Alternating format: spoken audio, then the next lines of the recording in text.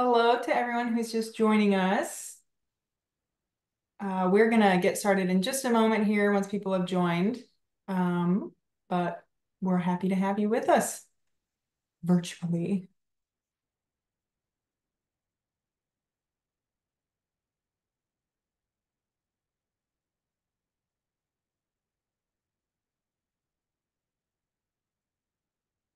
Okay, let's go ahead and kick things off. Let me make sure I've got my screens pulled up. You are here for the first of our virtual convention workshops. So thanks for making history, kind of. I'm Heather. I'm the Midwest Save Our Streams coordinator, and I'm joined by Sam Puckett, the Clean Water Program director. And today we'll be talking about tools to create a crowdsourced monitoring network at your chapter. There's going to be a lot of resources shared in this program, and we will definitely share those in a follow-up. Some kind of reminders before we kick off. We are recording this webinar, so we can share that recording with you as well, so that you can share with folks who weren't able to be here. Also, feel free to pass it around. And there's a chat and I think a Q&A. Sam, are you seeing a Q&A box or just a chat? Yes, there's a Q&A box. Okay, fantastic. So when you have questions throughout the presentation, feel free to drop those in the Q&A. That makes it easy for us to go back and refer to them at the end where we'll be answering them. And just for fun, if you want to drop your name and your chapter and where you're tuning in from, that way we can all say hi in the chat too. But I'm going to go ahead and get us started. And throughout the presentation, Sam and I will trade off. So she'll drop off video now and come back later. So this presentation is all about starting a monitoring network at your chapter. And before we dive into how to do that, you might first be kind of wondering why. Why should we as Isaac Walton League chapters or members be leaning into water quality monitoring at all? So I have answered that question here on this slide. So the first reason is that community science, which is what we're doing when we're monitoring water quality and reporting our results as volunteers, it is really for everyone. We have done our best to try and remove whatever barriers exist, whether it be a financial barrier, a logistical barrier, an education barrier. You really don't need to know or have any experience going into these projects. And so that's what makes it ideal for everyone, especially league members. So don't let those things be barriers to your participation. And if you do have a barrier or a question, you can always reach out to me or Sam or anyone else on the water team, and we want to make this accessible to you. The next reason here is that we're all about creating, victories in conservation. And those things don't happen without local participation. And the data and the information that's collected by our water quality monitors is really essential to creating local action and local change. So you and your network can be a part of that incremental process by taking part locally for those local victories that can then, snowball into bigger victories. The next reason here is that the folks that you interact with in your programs already, whether it's events or just your chapter meetings or when you're working with partner groups, these are all prospective volunteers. So league chapters are really poised to be kind of a hub for this kind of activity. And so we just want to equip you with the tools to help you realize that. And then last but not least, if you're not already on the bandwagon, the league's vision and mission is really in line with what we're doing here today. It's all about, conservation and data to action and, expanding volunteer monitoring. I have here a screenshot from our vision statement that was released at our 100th anniversary. So if you haven't already familiarized yourself with this document, I encourage you to take another look. And you'll find water quality monitoring, community science is all throughout it. So this is super in line with what we stand for as a league. And I hope that you're convinced to get involved. So this is the overall kind of roadmap of what we're going to be covering today. As you can tell, we're going to start with Nitrate Watch and then move on to Salt Watch. And for each program, we're going to talk about a little bit about the program, just real briefly, giving a background, how to monitor, how to do outreach, and then how to advocate on behalf of that program. And this outline really directly follows these brand new toolkits. So these toolkits, there's one for each program. They are specifically created for Isaac Walton League chapters, and it's essentially going to mirror what we talk about here today, which is why I'm not going to go into like super detail on everything that we talk about because we will be sharing these toolkits. They're actually already out there on the link that's on the screen here, the chapter resources page. And Sam, if you want, you can drop that link in the chat now. If folks are listening and want to pull up the chapter resources page and actually follow along as we're talking, you're welcome to. But again, we can share this in a follow-up as well. But these toolkits were just created and they're out there already. And it's essentially just kind of consolidating a lot of the resources and information that we already have in one place. So it's easy to access and easy to really like take advantage of. So as I said, we're going to start with Nitrate Watch, and I'll go ahead and dive right in with a quick background. I apologize if you've heard me explain this before, but for those of you who are not already indoctrinated into Nitrate Watch, this is our newest community science project. It launched in February of last year, and it's all about mobilizing volunteers to measure nitrate pollution. And they can test surface water, so like the rivers, lakes, and streams of the world, as well as drinking water from a public water system or a private well. And the goals of this program are to raise awareness about the impact of nitrate pollution on the environment and health, to identify hotspots of pollution across the country, and then to ultimately advocate for the solutions that will reduce nitrate pollution in the first place. So just very quickly, nitrate pollution is something that is really important to a lot of us all across the country. It's not just a rural issue, but we definitely hear about it a lot in agricultural dominated communities. Nitrate is a naturally occurring compound that plants need to grow. It's like a nutrient. But we add more nitrate to the landscape than plants and soils can handle. And so that excess ends up in our waterways, unfortunately, where it causes things like algae blooms, dead zones, fish kills. These are all some of the more well-known environmental impacts. Some of the maybe lesser known or lesser talked about impacts are the impacts on health. Nitrate in our drinking water can lead to acute conditions like blue baby syndrome, and it can also lead to more long-lasting and chronic diseases like cancers, thyroid disease, and other birth defects. And of course, there's a huge economic toll when we, have to treat diseases and we have to clean up our waterways. We lose, property values and tourism and the cost of treating drinking water. It really adds up to a massive economic impact.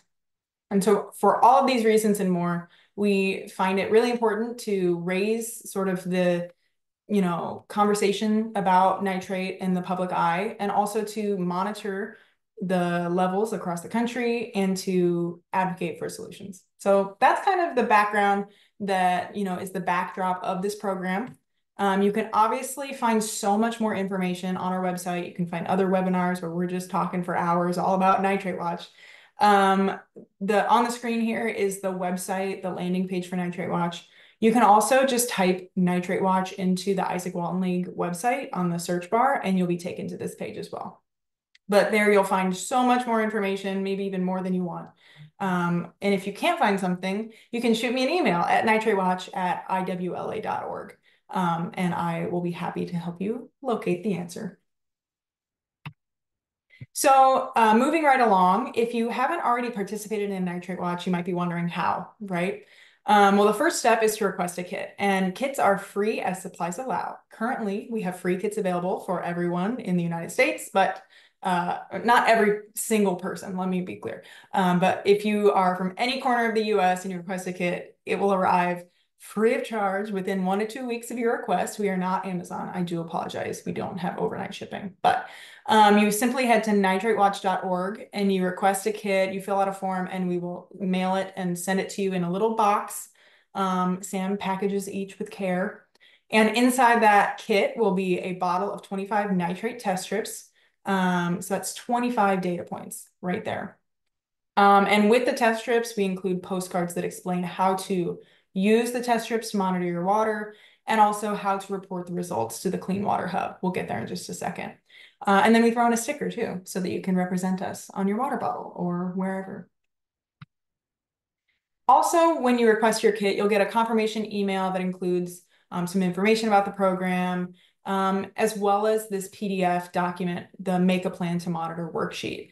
And this is just our simple way of trying to get volunteers to think about how they're going to use up every single one of those test strips. There's 25 in the bottle. We definitely do not want these gathering dust in your desk drawer. We want them getting used to monitor water quality and then reporting data to the hub.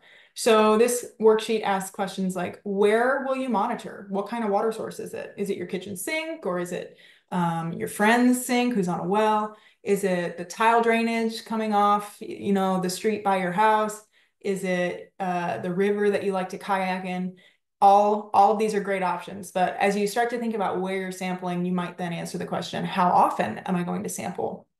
There's no prescribed frequency or study design that we give volunteers. We really just want you to get on a schedule for yourself so that you can keep yourself honest and use all those test strips. So there's lots of flexibility here, but we just want people to start thinking about, how am I going to monitor? And then, of course, how am I going to get the word out if I, start to uncover a pollution problem? So that's what this worksheet is. It's shared with volunteers in a follow-up email after they request a kit, but you can also find it on the website, nitratewatch.org, on our What You Can Do tab if you're interested. These are those postcards that come with the kits. I'm not going to belabor this too much. Basically, it's super simple. It takes 30 seconds to read a test strip, and reporting results to the hub is also very easy, user-friendly. I say that as someone who does it all the time, but if you have any questions about this step, you can always reach out to me, Sam, or someone on the water team, and we'll help you out. So that's monitoring. Pretty quick, pretty simple. A lot of our presentation is going to be this outreach section because there's a lot of resources for you to access to get the word out.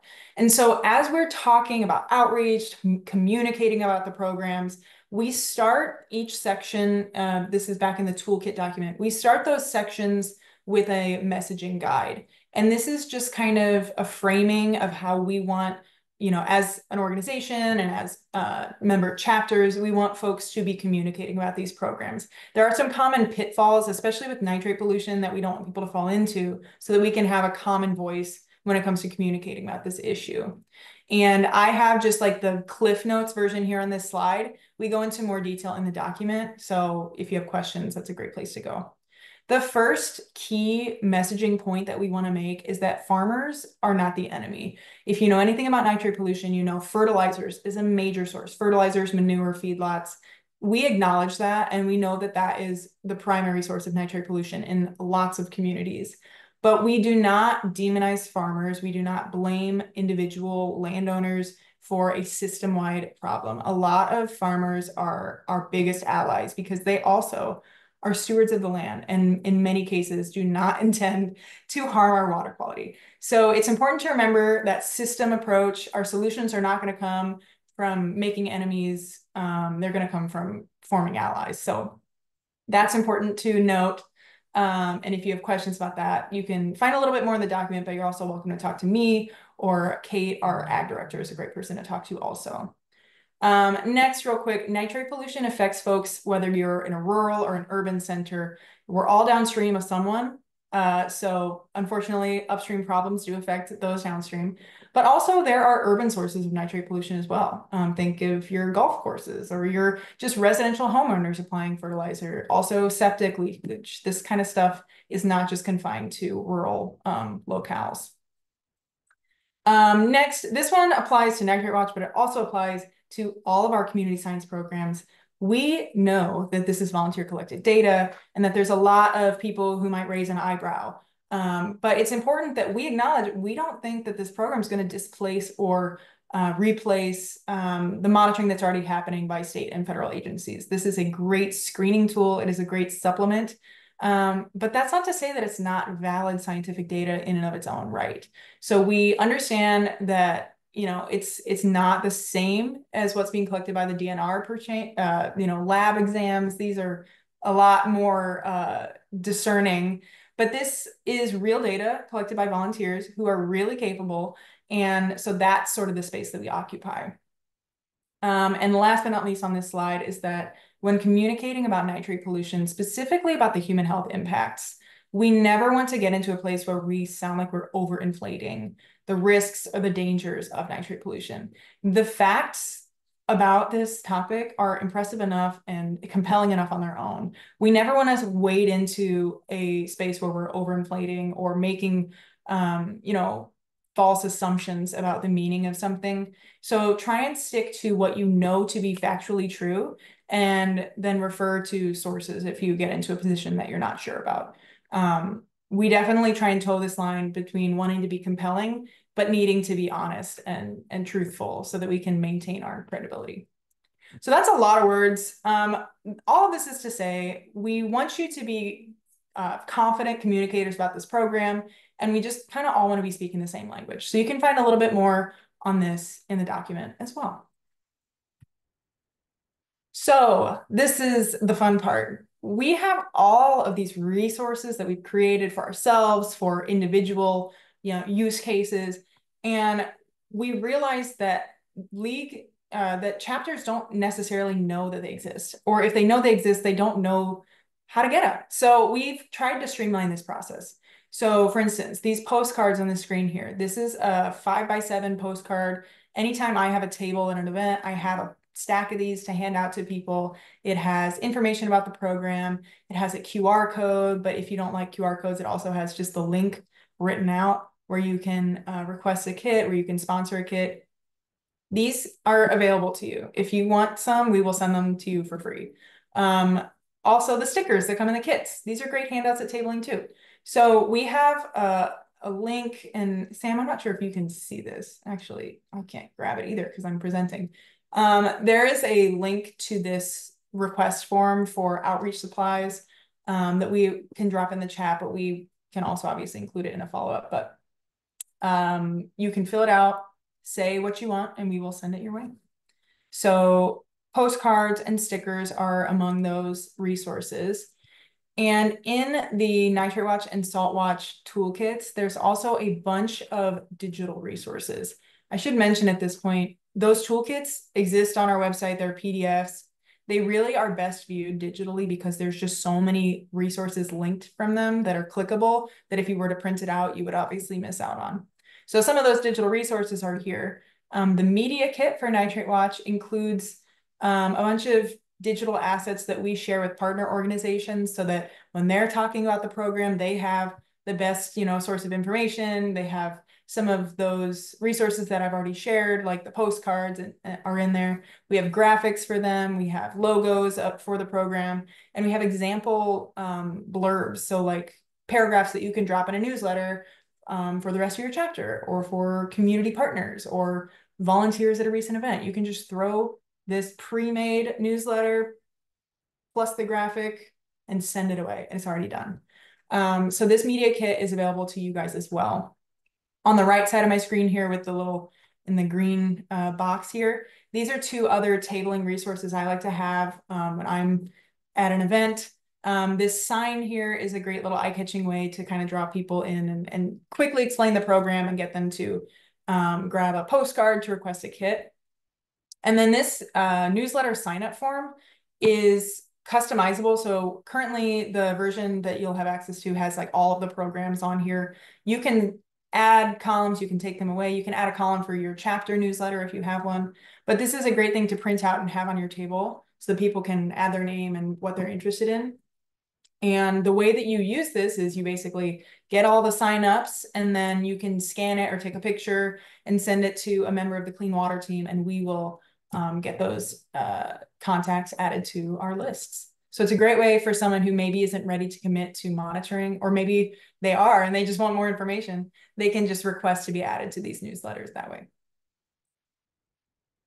Some more outreach stuff. We have an informational video about Nitrate Watch. It's about 7 minutes long, and it's little me talking about the program for 7 minutes, but it's a good primer on what it is, the background information, a little bit more detail about the impacts of nitrate pollution and how to get involved. So if you're sending out an email blast, or trying to recruit new people, this could be a good thing to include. So this is linked from the toolkit as well. And then the presentation on the right side, this was created to try and be a resource if you or another, league member is presenting about Nitrate Watch. Say you get invited to a school and they want to know what this program is, rather than having to create something from scratch or just riff off the top of your head, which is totally fine. You are welcome to riff if you would like. But if you'd like a presentation and you don't have time to create one, we've created one for you. And there's lots of notes in the notes section to kind of help you out so that you don't have to do a bunch of research when it comes to, oh, what do I say when I'm on this slide? So there you go. And I think this is the last outreach resource that we're sharing. But I really like this one because they're very visually appealing. This is our fact sheets. So there are currently, I think, 6 of them on our website, and they're here. So the fact sheets are on the Nitrate Watch website, but they're also, we pulled them in and we kind of linked them in this toolkit so that they were all in one place for you. But you can download these as PDFs and then print them out. And these make great handouts if you are tabling and say you want to focus on the economic impact of nitrate pollution at whatever event you're at. You can print out the cost of nitrate pollution and have this available. Say you're meeting with a legislator and you want them to understand, just what nitrate does when it gets into the environment. You can bring nitrate into algae, or maybe bring the soil health one so that you can talk about some of the solutions that we could be supporting and say the Farm Bill, right? So these are great resources for education, for advocacy, or even just for you and others who are interested in the program to learn more about what Nitrate Watch is all about. Okay, so with that, I kind of teased this a little bit, but we're moving along into the last section of our toolkit, which is going to be advocacy. And so that's ultimately the goal of both of these programs we'll talk about. And it's, to support or recommend a change in policy. And so before I dive into the resources, just real broadly, when we're talking about Nitrate Watch, when we're talking about advocacy, what do we want? What is our goal? And so I've done my best to distill it real simply, but basically we would love for there to be less nitrate pollution entering waterways, period. And a big piece of that is to adopt more practices that are going to protect waterways from nitrate pollution in the first place. One of the biggest ways we can do that is protecting wetlands. As we all know, wetlands are kind of in a precarious situation with the recent Supreme Court Sackett decision. But protecting wetlands is a great way to protect our communities from lots of things, flooding, recreation, but it also is a great way to filter water from pollutants. And the other sort of side of this is the human health issue. So in addition to, protecting waterways from nitrate pollution at the source, we want to make sure that drinking water being delivered to, end recipients is clean and clear, free of harmful levels of nitrate. And that means a nitrate contaminant standard that is protective of human health. And it also means for those of us who are on wells, who are not protected by that drinking water standard at all, that they have access to clean water as well. So that's a lot. That's a lot to ask for. And this is not me telling you to get out there and, make all this happen for us today. No, this is what National is working on at a big, broad national level. But this all is made more easy and it's made possible by those local actions that can be taken. So biting off one of these is massive, but taking little nibbles is something that we can all do in our local communities. So be thinking of these things in the context of where you live, where you are active, where your chapter is operating, and think of how you and your partners can take little nibbles at these things. So the advocacy sections of the Salt Watch and Nitrate Watch toolkits sample heavily from the Save Our Streams Clean Water Advocacy Guide. There's some excerpts and things, and there's lots of great information in this tool as well.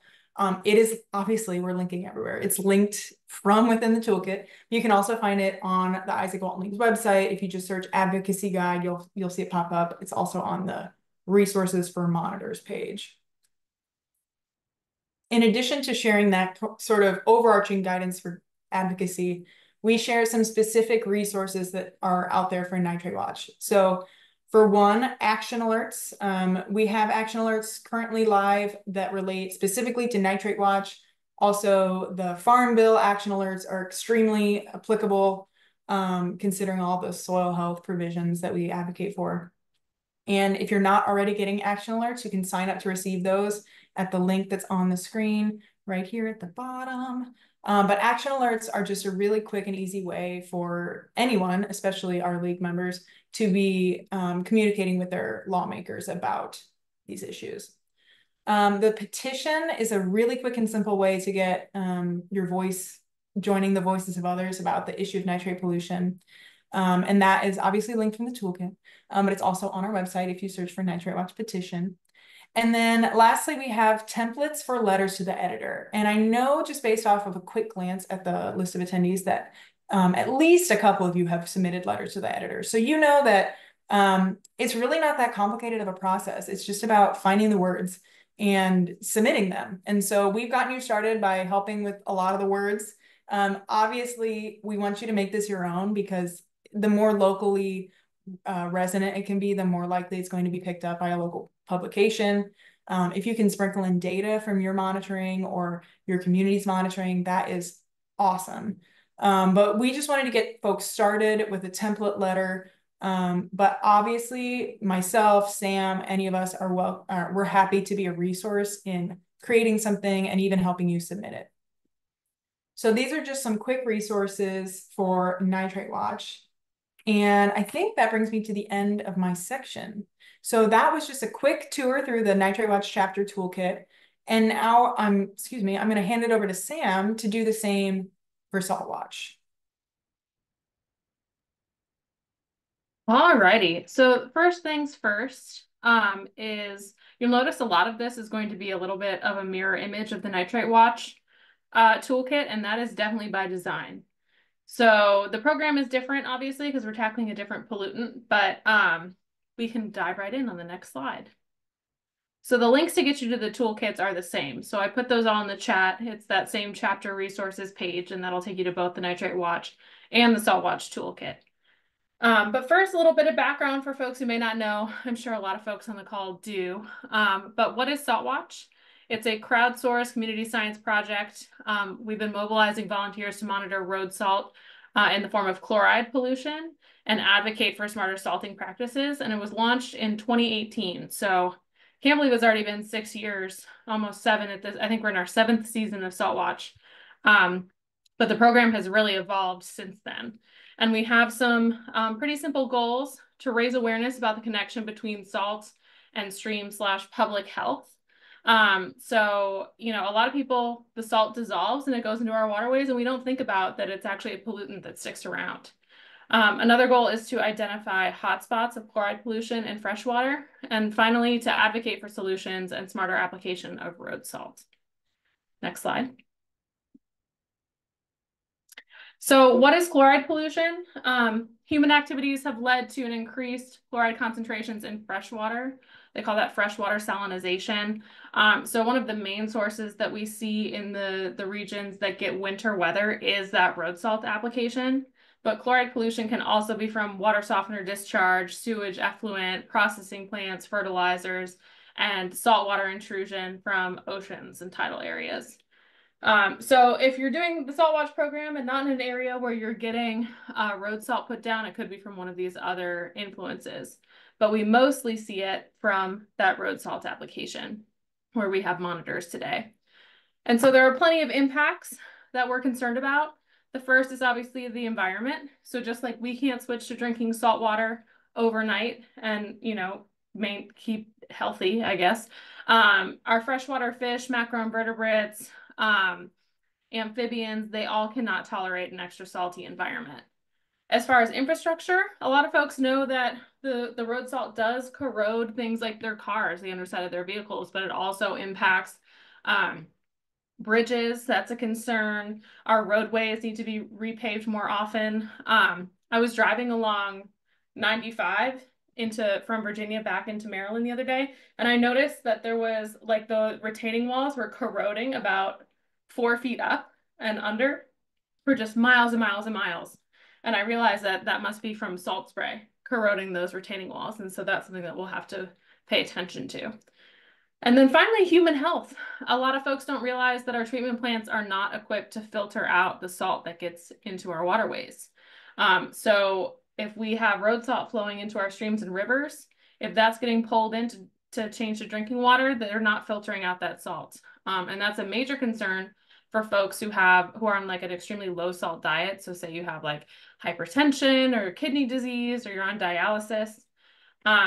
But it also can corrode. That salt in the water is corrosive. And if you have old infrastructure like lead pipes, it can corrode the inside of those pipes and deliver heavy metals into your drinking water, into your home. Next slide. So you can visit saltwatch.org to see all of this great information that we have about this program.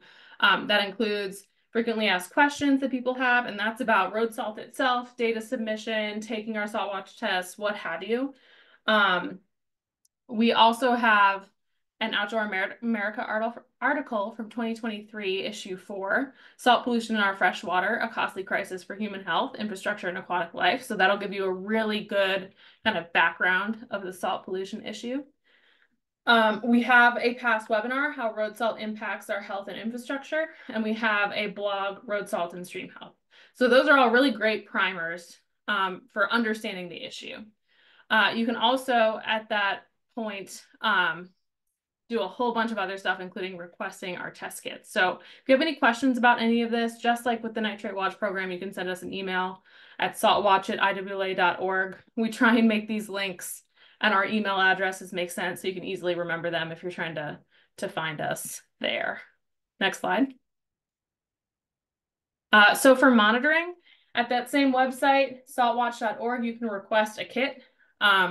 Just like with Nitrate Watch, SaltWatch is also not second-day shipping Amazon, so they should arrive within 1 to 2 weeks of your request. I think we send those out at least 2 times a week to keep up with our requests. And our kit contents have 4 chloride test strips, sample testing instructions, data uploading instructions, and a conversion chart. So essentially everything you need to do the test, submit the data, and interpret your results. Next slide. So using your test strips, these are all included in your test kit that you'll receive, but it has the how to do the chloride test step by step, and then also submitting your results. The chloride tests themselves take a few minutes because the strip has to read within the water, but the actual sampling, you're just like going and getting a cup of water from your stream. So it's fairly quick. I usually just go dip my cup in the water, put my test strip in, and continue on my walk. Usually back to the office or back to my home, and it's a very quick way to get your results. Next slide. So within that toolkit as well, we have kind of our messaging guide for outreach. So some tips for folks who are used to putting down salt at home to remind them to shovel, scatter, sweep. So shovel first, clear your walkways if you can before the snow turns to a thick layer of ice. Scatter your road salt. So I know a lot of my neighbors are guilty of putting down a solid layer of road salt so it's crunching beneath your feet, but a 12-ounce mug holds enough salt to treat a 20-foot driveway or 10 sidewalk squares. So it's much less than people think. And then sweep up that excess salt and reuse it. If your sidewalk or your driveway is dry and there's still salt granules on it, you can sweep up that salt and use it for a later event. And that kind of, it saves the environment and also saves you those resources and that money for that bag of salt. Messaging key takeaways. We don't support a ban on road salt.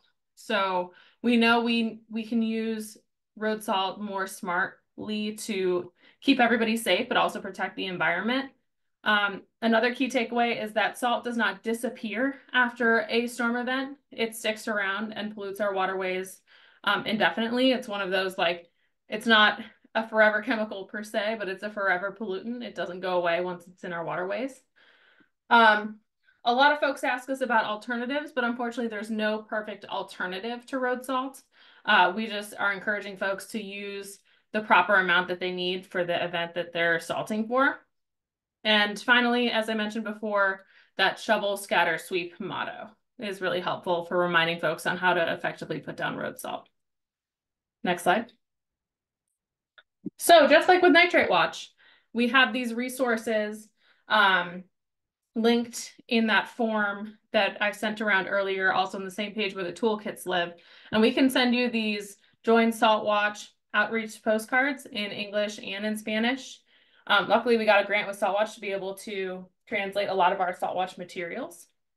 And that's a great primer to hand out at like events and things to get folks interested in the program without, giving them too much resources all at once. It's just a nice postcard you can put in their hand. And we also have these SaltWatch stickers, including one that has our shovel, scatter, sweep motto on there.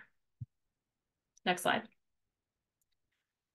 We also have plenty of resources that you can download. So just like Nitrate Watch, we have our SaltWatch Media Kit, which has tons of resources, including Facebook photos, Instagram photos, newsletter blurbs, trifolds with a lot more information about salt pollution, and then also email templates and social media posts.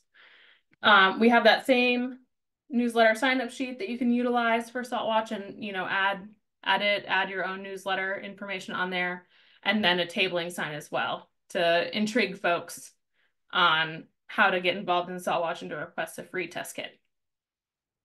Next slide. Also, we have a couple of different ones. Yard sign templates that you can print, like the election road signs to put out, but you can do it for salting responsibly. We've had a lot of folks pick these up in the city of Gaithersburg where we had a grant to print them. And it kind of is good messaging to remind folks that salt does impact our, drinking water, environment, roads, cars, pets, etc. And then we have that trifold brochure in English and Spanish that I mentioned before with more information. Next slide. All right, and then we have a quick SaltWatch intro video. So this is a great one to send around or play at a chapter meeting, put it in a newsletter, put on your social media. And that's Abby Heilman, our SaltWatch coordinator, doing a background on SaltWatch. It's a really great quick video to share. And then we have our SaltWatch presentation as well that you are welcome to use at different events. It's full of notes. You're welcome to edit it as you see fit as well. And that's a good primer to use when you are doing outreach yourself. Next slide. Just like with Nitrate Watch, we also have SaltWatch fact sheets. So chloride in infrastructure, chloride in drinking water. Some really great visuals in this middle one about what's the correct amount of salt to put down. Because it's not, a perfect measurement, but you know that based on these pictures that we're showing that you want to have space between the granules of salt that you put down. And then also smart salting for businesses and for individuals, which are two great fact sheets that you can use also in Spanish. Next slide. As far as advocacy, moving right along in the toolkit that we're following this outline for right now. Broadly, our SaltWatch advocacy goals are to reduce road salt entering waterways, smarter salting practices adopted more broadly by individuals and salt applicator groups. So that starts with raising awareness and then moves towards folks knowing the right techniques to put down the right amount of road salt. And then increased training and certification for salt applicators on smart salting techniques. So that's one of the things that we're trying to broadly advocate for at the state level is to encourage applicator training for private applicators, either requiring it so it's mandatory or providing incentives for folks to do that, like limited liability insurance for slipping and falling on property and things like that. And then finally, in the toolkit, we also have information on how to respond to a salt spill. So if you see something like the salt spill in this photo here, where it's clearly not covered, it's not protected, if it rains or there's melt, that salt is getting into our storm drains and in our waterways. We have guidance on who to call and what to do to make sure that salt is cleaned up. Next slide. The advocacy guide is a great place to get started with how to advocate for clean water. It includes guidance on communicating about water quality issues, finding common ground, local, state, and federal policy, kind of like the 101 on how to influence that, and taking action as a community. So I had previously linked that in the chat, and you can access that as well. There's a couple of more nuancy things about SaltWatch there. And then we also have specific SaltWatch action alerts that when there's relevant bills at the state level to get applicator training and things like that, we will provide action alerts for those. So stay tuned for that and sign up to get those action alerts if you have not already. And then we have letters to representative templates. some state-specific ones as well as a broader one for other states that we haven't focused in yet, and then letter to the editor templates so that you could potentially get some news around the issue of road salt pollution and help us raise awareness. Next slide. And then finally, last mention, Abby did a workshop on how to start a Salt Watch campaign in your community. And what came out of that was a really robust Salt Watch advocacy guide, which included a lot of info about, like, there's different applicator groups. There's the individual homeowner, there's the private contractor, there's your state DOT, there's your local or city DOT. And so she dove into those individual groups and how to target them specifically around advocacy. And then there's also guidance on how to approach those different applicator groups, templates for communications, and a bunch of success stories in there that you can model your actions after. So that's a really great resource to access if you're trying to dive into reducing road salt in your community.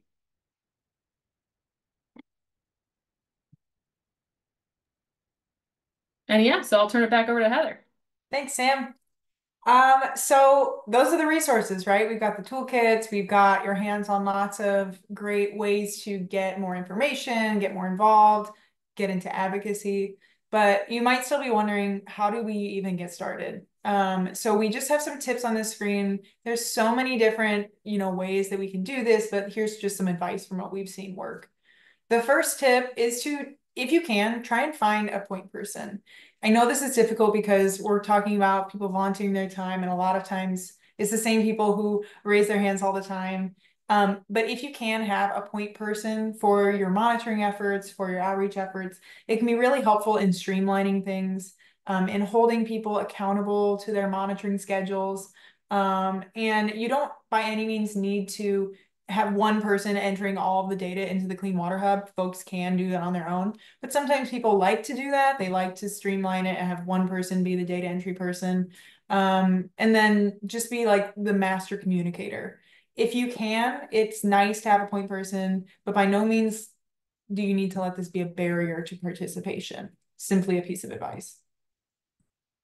Let's see. Next would be, you don't have to necessarily create something brand new when it comes to getting this out there into your community. Start with the events that you already do that already are successful, and just see if you can add a monitoring element or even just an educational element about the water quality monitoring programs. So anything near the water obviously makes sense if you're fishing, if you're doing a cleanup, if you're doing a float, a paddle, whatever. Youth programs are obviously conducive because these tests are super simple. You can do them at any age, any experience level. So just experiment with what programs are we already doing and what could we be integrating, Salt Watch or Nitrate Watch or one of our other programs into. If you do want to do something dedicated to water quality monitoring, I recommend maybe trying a snapshot. And this photo is from the Raccoon River Watershed Association snapshot. I think I saw Chris was here in the panelists or in the participants list. So hi, Chris. You're famous now. But a snapshot is essentially just a monitoring event where everyone goes out and monitors within a certain geographic area at one time. So we can get like a snapshot, a picture of what the water quality looks like at a moment in time. And it's a great low barrier way for people who might not commit to a regular, gig as a monitor, like a weekly schedule, to literally get their toes wet, whatever, in monitoring. So it can be a good introduction without much, expected from them as a follow-up. But for those who find it interesting, who think it might be something they're, willing to commit to, that can be the first thing that gets them over the hump of participating. So organizing a snapshot, it basically means, getting the word out ahead of time, having materials available for folks to use, and having a bit of a plan as far as where you want to sample, and then, just encouraging people to take part. So obviously that was a super quick primer. If you have questions about organizing a snapshot, I'm happy to help, or even better, I can connect you with folks like Raccoon River Watershed who have participated and led their own snapshots on a more local scale. Here's an idea. everyone likes a challenge, right? We all like to win.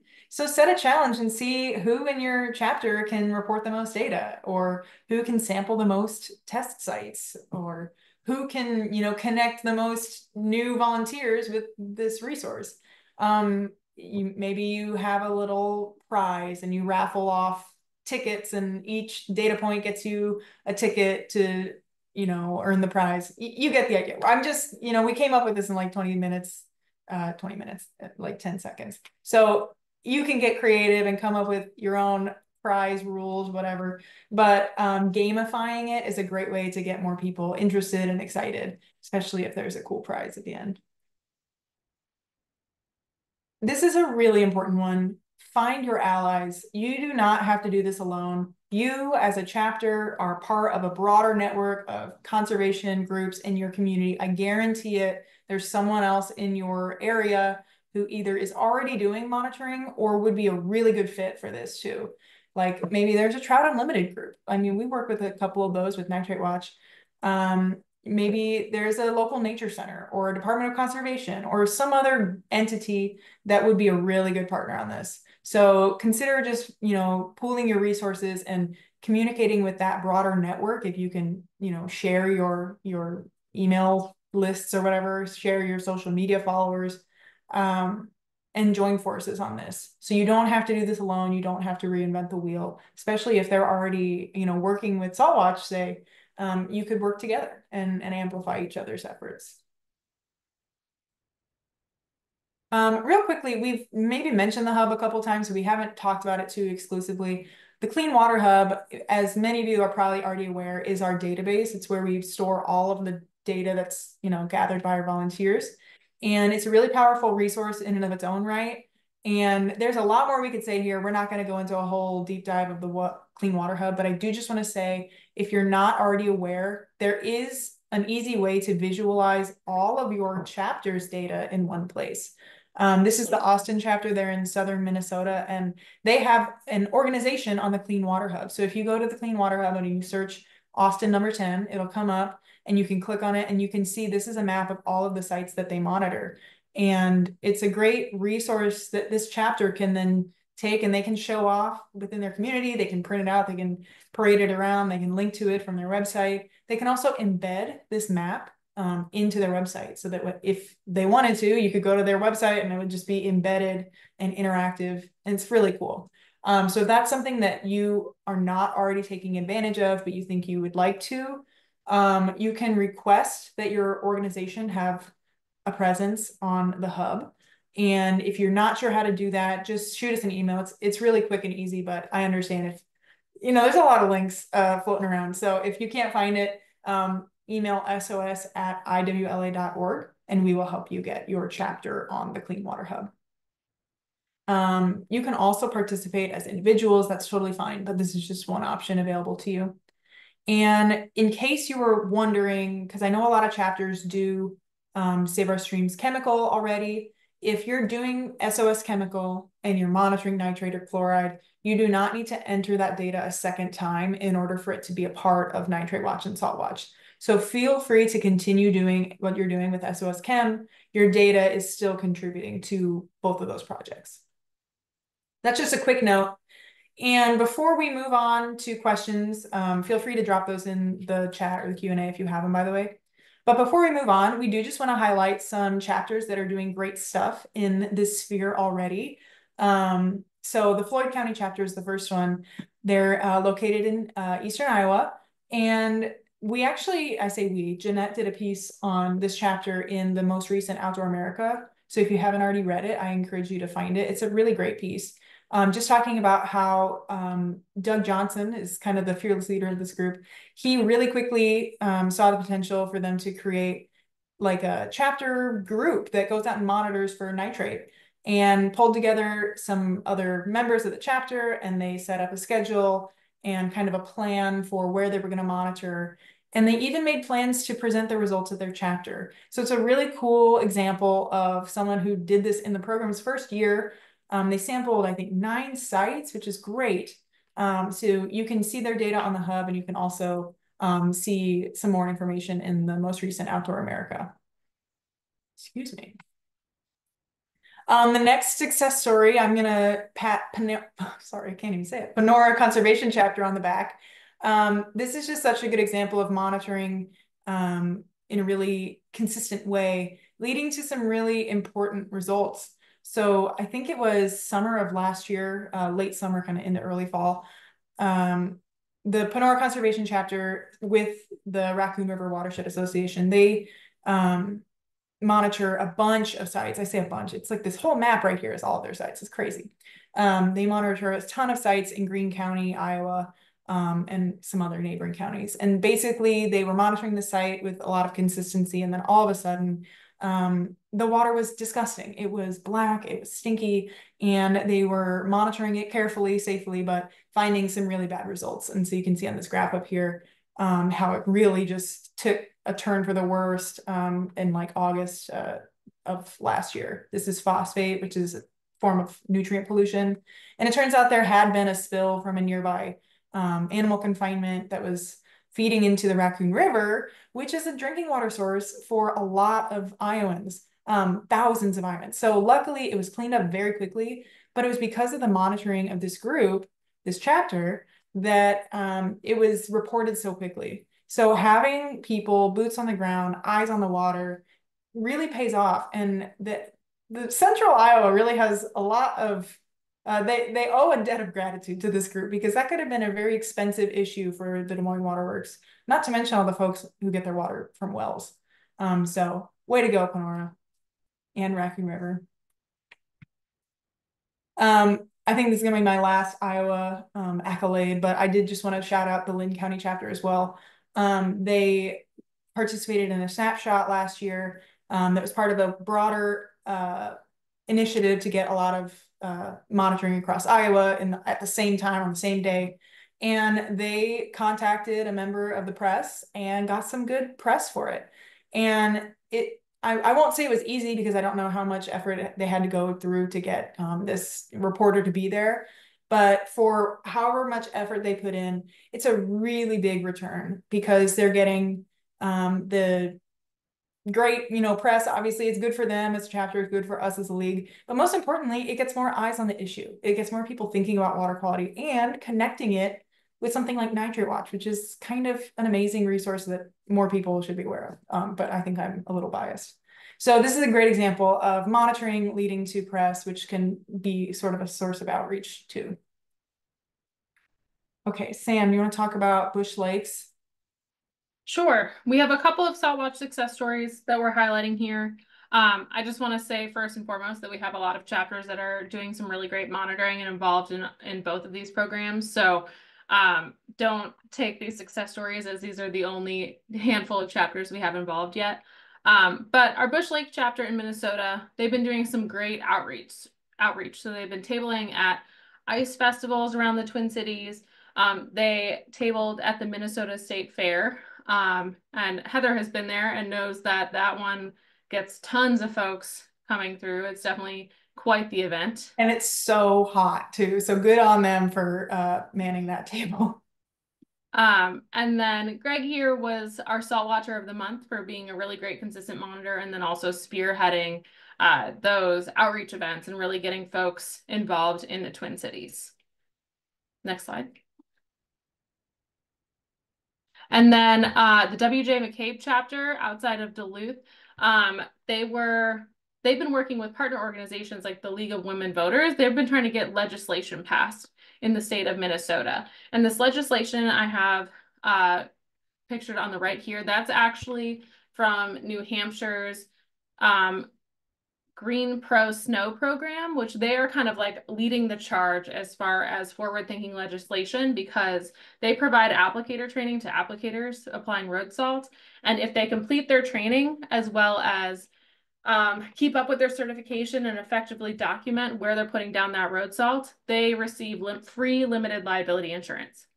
So if somebody were to slip and fall on their property where they're doing their due diligence, they're not liable for those injuries, which is really great. So W.J. McCabe is working with these partner organizations to try to get smart salting legislation passed at the state level. So these are just a couple of examples of things you can do beyond monitoring or in addition to monitoring to kind of amplify the message and help us improve that pollution at the source. So that's all we've got for you today. I hope that you've got some ideas spinning around. If you do have questions, feel free to drop those in the chat or the Q&A still. Um, I think bottom line, monitoring and promoting the program, these are things that anyone can do. And even if it's not something that you yourself see yourself doing, which I hope it is, but if it's not, hopefully you can see yourself in one of the other aspects of what we've talked about, whether it be sharing of information, getting others involved, participating in advocacy. We really hope that there's lots of entry points for people. And again, like Sam said, there are plenty of other chapters out there doing this already, but maybe we don't know about it, right? So if there is something you're doing that you think should be featured in future webinars, make sure you let us know what you're doing so that we can pat you on the back and give you all your accolades. So we did have one question in the chat from Dean. Anything that targets fishing and fishermen? So these toolkits don't target that specifically, but they both have a ton of great resources that you can use for fishing and fishermen, or like a fishing derby event or things like that. I'm thinking particularly like our pond at national headquarters, they stock that and then it opens up for fishing days in the spring. But we also have been seeing more and more algae come earlier and earlier in the spring that is choking out the fishing and making it really difficult. And so that would be actually a great opportunity to promote Nitrate Watch to these folks as something they can do in addition to their fishing. Like, it's a tiny little test kit that they can put just in their pack and take with them. We can make the connection between fish health and nitrate pollution and get them involved in monitoring that way. Yeah. Um, That so could if be a great you idea for a future fact sheet or resource too. Definitely. Yeah. Yeah. So if you think of events and things like that where you're trying to integrate Salt Watch or Nitrate Watch into those events, let us know and we can help make the connection if we're missing a resource or things like that, or help draw the conclusions about how those pollutants impact the event that you're dealing with. We're happy to help. So Yeah. you can let us Just give know us, at sos@iwla.org. sorry, I didn't mean to step on your toes. I was Okay. just going to say, just give us some lead time. Yeah. That's true. We do have busy schedules, so we're happy to make resources, but we can't do it in 12 hours. I did see a question come into the Q&A from Catherine. She says, is there permission needed for sampling, written or otherwise, state and local parks versus private? So we don't, I'm pretty sure that you can sample any public water without need for a permit. We're not, collecting anything alive, so there's no really worry there. As far as the public versus private though, if you're going to be sampling on private property, you definitely need permission from the landowner. It is not worth risking a lawsuit to test some water. So definitely opt for public when you can. If you're on private property, you definitely want to get permission, whether that's written or verbal. Just make sure that you have done your due diligence. We have But a lot of folks that are doing monitoring around where there's lots of private property, but they're doing it by finding public pull-offs and doing bridge monitoring. So yeah, they have a little cup with a string or a little bucket that they drop down over the bridge to pull up some water to do the sampling. And that way they're not trespassing on private property, but they can still get their sampling done. that's a great point, Sam. You can actually also gather water at your point of interest and then take it and test it later too for both of these. Just make sure that your vessel is clean, so you've rinsed out the cup or jar or whatever with the water that you're sampling, and make sure that it is clearly labeled with the date and the exact location so that you can report that accurately. But that's just a little tangent. Cool. Well, I hope that, we've given you a lot of good ideas, but you can definitely reach us at the emails on the screen here, or basically any of the emails that we shared. It'll get back to us. But thank you all again for attending, and look for a recording of this in your emails, and hopefully we can share those resources too in a follow-up. But yeah, Thanks, everyone. have a great rest of your night, everyone.